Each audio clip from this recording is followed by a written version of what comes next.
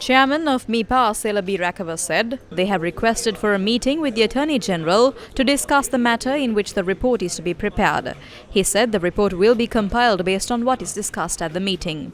MEPA had requested for the meeting due to the lack of clarity on the manner in which the Attorney General's department had called for the report. Recently, a case was filed in court in Singapore to recover damages for the Express Pearl incident. The report on the compensation that should be sought for the environmental damage caused has been called for from MEPA to inform the court of the compensation that is being claimed. Lawyers attached to the NPP convened a media briefing and spoke about the process of securing compensation for the Express Pearl disaster. The ship sank in the Sea of Sri Lanka, and therefore any court of law in Sri Lanka has jurisdiction to hear a case on this matter.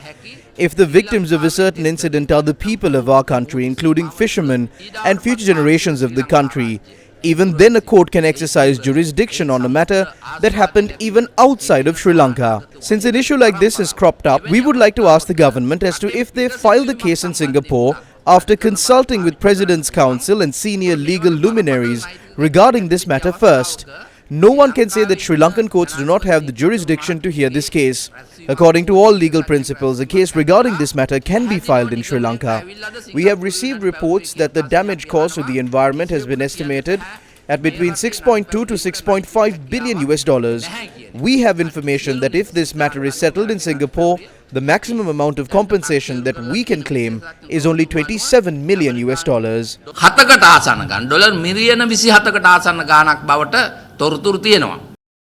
It's been almost 2 years since the ill-fated Express Pearl ship sunk in Sri Lankan waters. The ship was carrying 1,486 containers of chemicals and cosmetic products and 25 tons of nitric acid when it went up in flames and sunk in the Sea of Sri Lanka on the 20th of May 2021, causing untold damages that will affect us and the Sea of Sri Lanka for generations to come.